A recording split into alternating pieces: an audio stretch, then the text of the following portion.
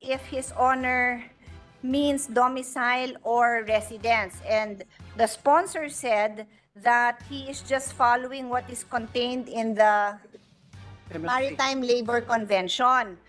But this is a Philippine law, so we have to be sure what we are referring to, because under Philippine law, there is a difference between residence and domicile.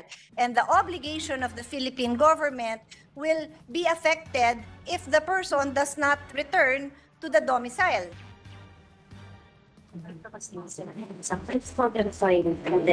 Meron siyang right to choose kung ano yung final repatriation destination niya.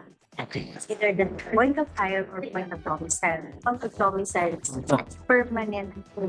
Okay, doon kasi sa contract, Mr. President, Your Honor, nakaspecify point of hire and point of domicile where he or she can choose kung saan siya babagsak at never na ang saan?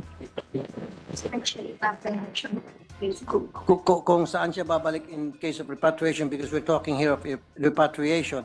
So therefore, like you mentioned and I've mentioned earlier, sa MLC, Maritime Labor Code 2006, never kasi na-mention doon yung word residence. They always use the term domicile in referring to the seafarer after he or she's been repatriated. So may point din po kayo dahil Philippine law ang pinairal natin dito. That's why much better kung gagamit tayo ng word residence. I see your point. On the other hand, dito po kasi sa MLC, maging doon sa contract nitong seafarer sa SEC, sa Standard Employment Contract, doon po sinusulat niya kung saan ang kanyang permanent domicile, and never na-mention doon ang word residence. Kasi kung maglalagay tayo ng another word doon na wala po sa Standard Employment Contract at wala po sa MLC, medyo magulo po yun, Mr. President, Your Honor.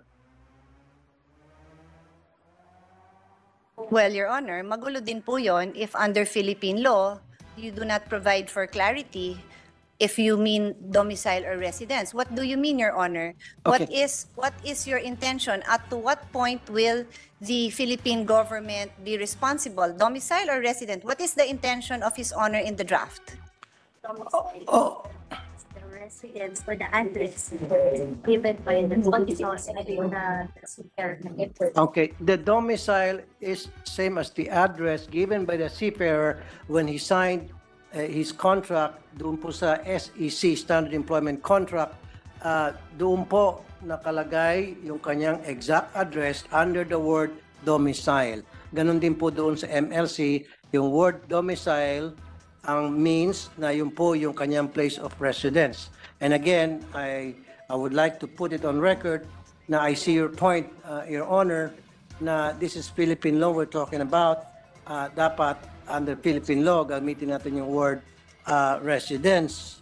However, since wala naman po yung word residence, maging sa Standard Employment Contract na pinirmahan ng ating seafarer and maging sa MLC, baka magkaroon ng konting confusion doon because two different, I mean, dun sa dalawa, domicile always been mentioned and never na-mention yung word na residence. Mr. President, Your Honor.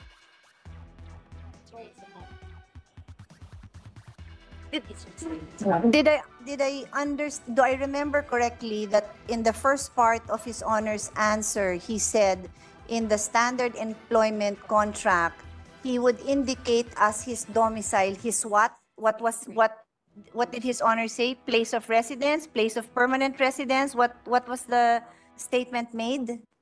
Saan mo? our declaration of repatriation. Hindi na sa plan, sabi niya kasi sa SEC. Nakalagay doon domicile. Meron tayong token na.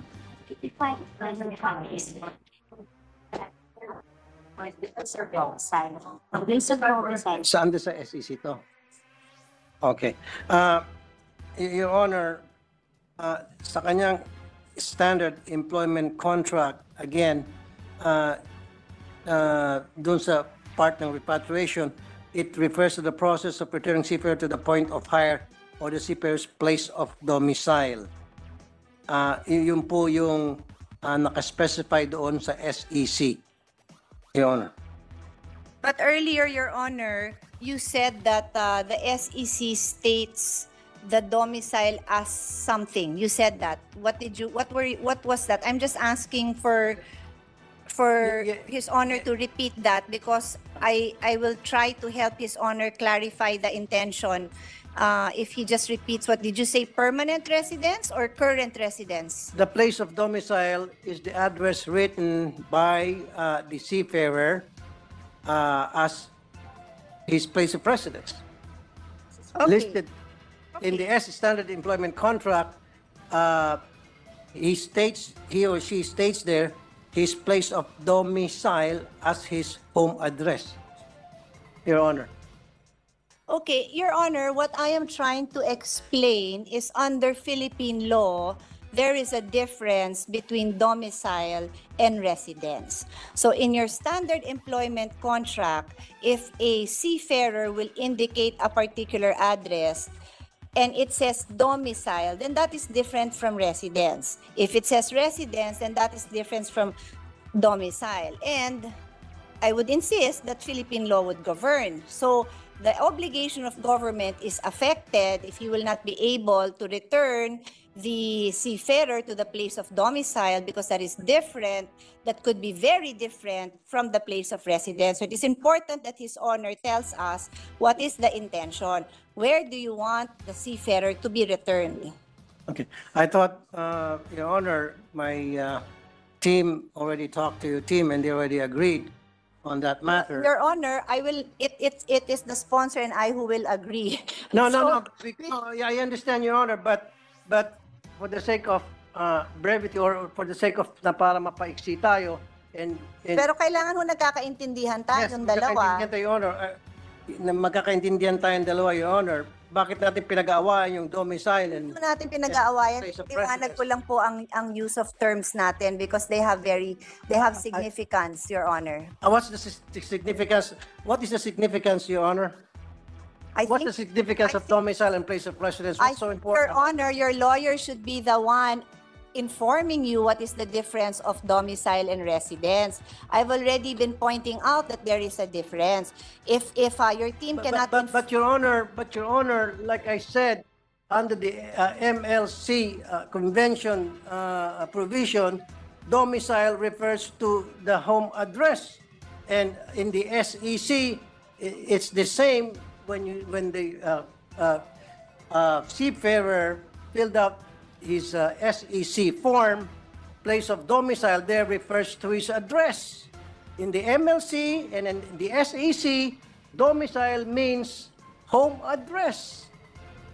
Your Honor, I am simply informing the sponsor that under Philippine law, there is a difference between domicile I understand, Your Honor, and but it residence. is already understood under the MLC provision, domicile means home address, and under the standard employment contract, which the seafarer signed, the word domicile refers to his home address. Okay, so I will ask His Honor a question. When the seafarer indicates a home address, yung po ba kaya ang kanyang temporary address sa Manila o yung po yung kino-consider niyang permanent home niya sa probinsya? Alin kaya ho yun doon? Yung point of hire is Manila. When you say domicile, yun po yung permanent address niya, Your Honor. As declared doon sa kanyang SEC. Kasi po doon sa SEC, idideklara mo yung iyong home address. At anong nakalagay doon? Domicile. Wala naman nakalagay doon home address. Nakalagay doon domicile. Your Honor, I am just putting on record that there are legal differences. Huwag ho kayo magagalit. Kasi No, po, I'm not mad. may legal I'm not differences mad, Your Honor. yun. But- Ayoko pong malito ang gobyerno at ang ating Well, yung pong mga gobyerno po hindi seafarers. malilito. I'm sure. sir, I there are guarantee you, the legal government- differences. So if we do not suspended. clarify, Hindi naman natin pwedeng baguhin lahat dahil sa kagustuhan mo para Session masusunod yung suspended. lighting.